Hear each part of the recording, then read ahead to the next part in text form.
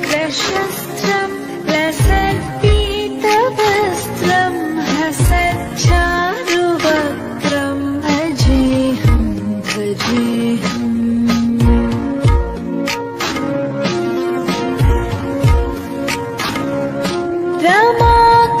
रमाकण्ठहारं श्रुतिव्रातसारं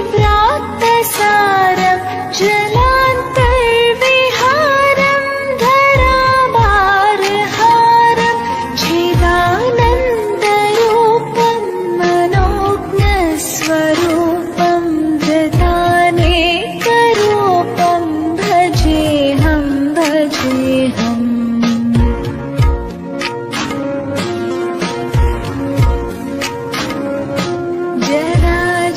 जराजन्महीनं परानन्दपीनं समाधानलीनं सदैवानवीनं जगज्जन्महेतुं सुरानीककेतुं त्रिलोकैकसेतुं भजेऽहं भजेऽहम्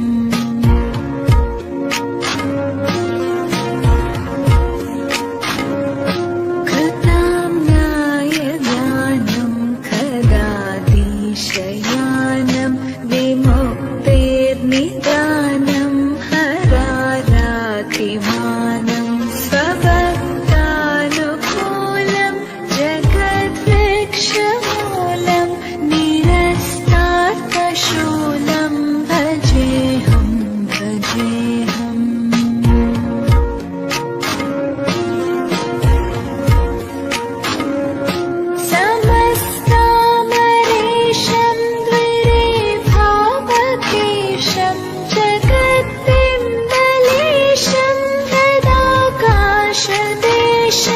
सदा दिव्यदेहं विमुक्ताखिलेहं सुवैकुण्ठगेहं भजेऽहं भजेऽहम्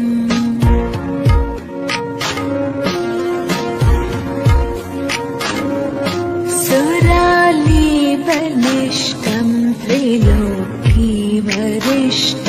गुरूणां गरिष्ठं स्वरूपैकनिष्ठं सदा युद्धवीरं महावीरवीरं महाम्बोधिधीरं भजेऽहं भजेऽहम्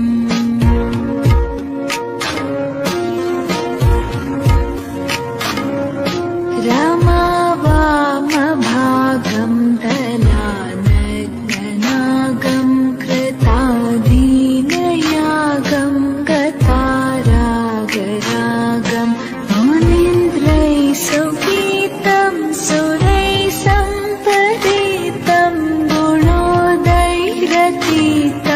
भजेऽहं भजेऽहम्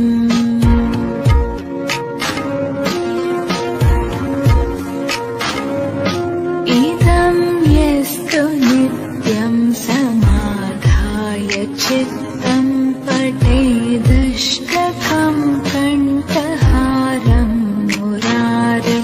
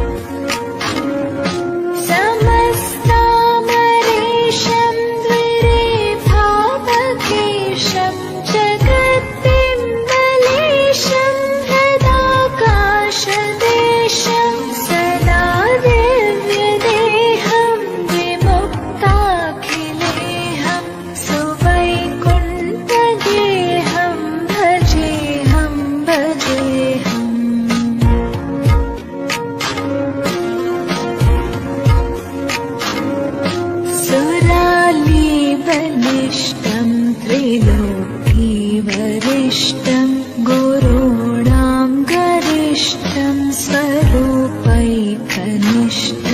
सदा युद्धवीरं महावीरवीरं महाम्बोधिधीरं भजेऽहं भजेऽहम्।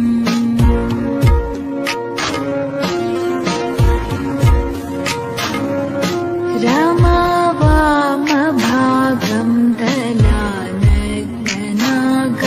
कृताधीनयागं गतारागरागं मुनीन्द्रैः सुगीतं सुरैः सम्परीतं गुणोदयरतीतं भजेऽहं भजेऽहम्।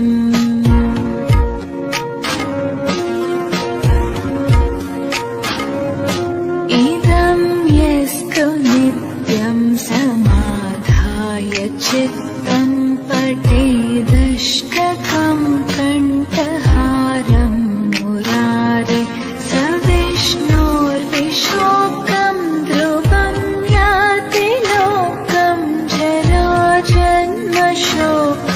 पुनर्विन्दते नो।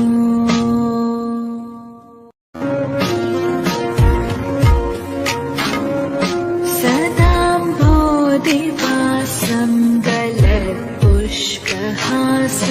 जगत्सन्निवासं शतादित्यभासं गदाचक्रशस्त्रं लसत्पीतवस्त्रं हसच्चारुवक्त्रं भजेऽहं भजेऽहम्।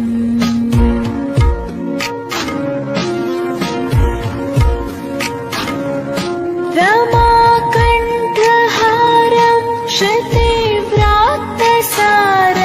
जलान्तर्विहारं धराभारहारं चिदानन्दरूपं मनोज्ञस्वरूपं धृतानेकरूपं भजेऽहं भजेऽहम्।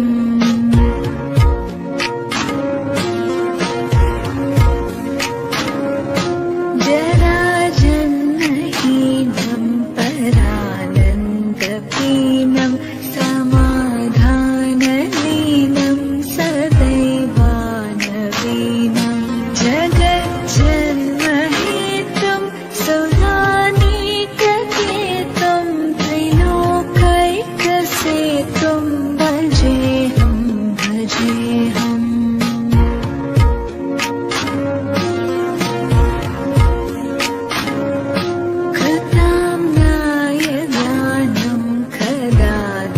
शयानं विमुक्तेर्निदानं हरारातिमानं स्वभक्तानुकूलं जगद्वृक्षमूलं निरस्तार्थशूलं भजेऽहं भजेऽहम्।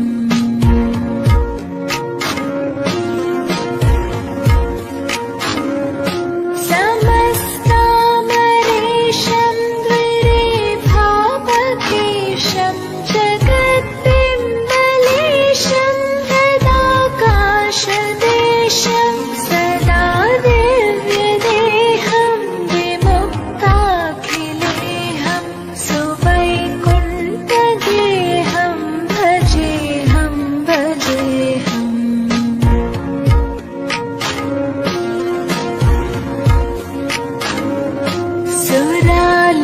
सुरालीबलिष्ठं त्रिलोकीवरिष्ठं गुरूणां गरिष्ठं स्वरूपैकनिष्ठं सदा युद्धवीरं महावीरवीरं महाम्बोधिधीरं भजेऽहं भजेऽहम्।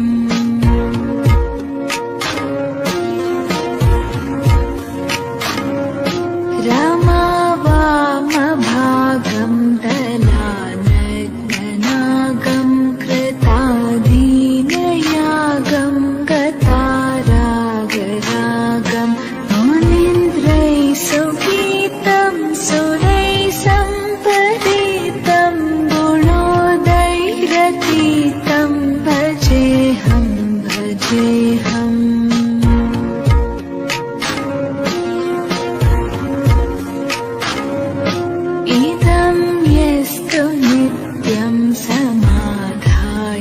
चित्तं पठेदष्टकं कण्ठहारं मुरारे स विष्णोर्विशोकं ध्रुवं याति लोकं जराजन्मशोकं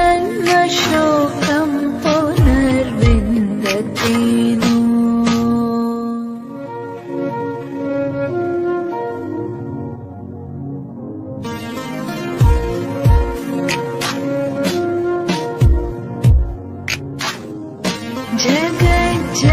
जगज्जालपालं कचकण्ठमालं शरच्चन्द्रपालं महादैत्यकालं नभो नीलकायं दुरावारमायं सुपद्मासहायं भजेऽहं भजेऽहम्।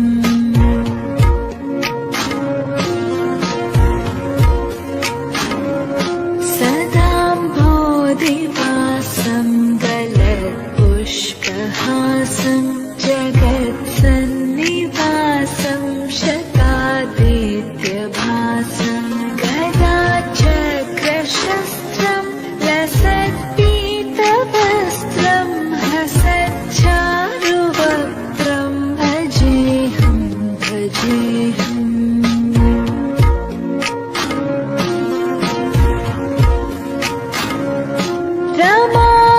रमाकण्ठहारं श्रुतिव्रातसारं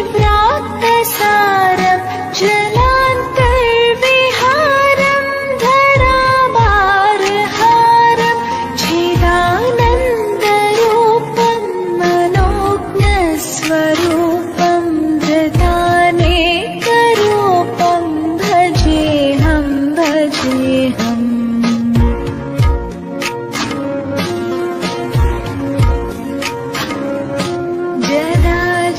जराजन्महीनं परानन्दपीनं समाधानलीनं सदैवानवीनं जगज्जन्महेतुं सुरानीकहेतुं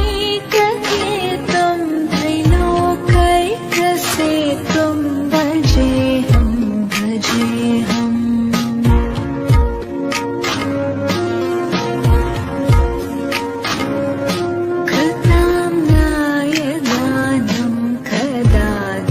शयानं विमुक्तेर्निदानं हरारातिमानं स्वभक्तानुकूलं जगद्वृक्षमूलं निरस्तार्थशूलं भजेऽहं भजेऽहम्।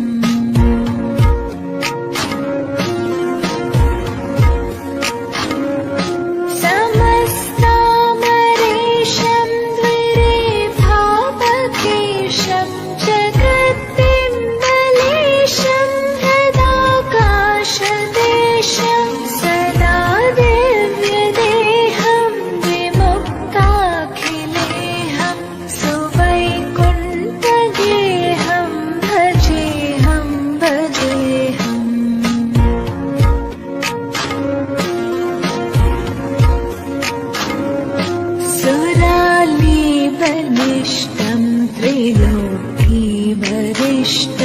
गुरूणां गरिष्ठं स्वरूपैकनिष्ठं सदा युद्धवीरं महावीरवीरं महाम्बोधितीरं भजेऽहं भजेऽहम्।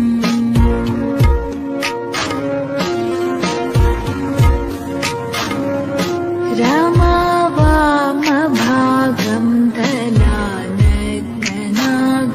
कृताधीनयागं गतारागरागं मुनीन्द्रैः सुगीतं सुरैः सम्परीतं गुणोदयैरतीतं भजेऽहं भजेऽहम्।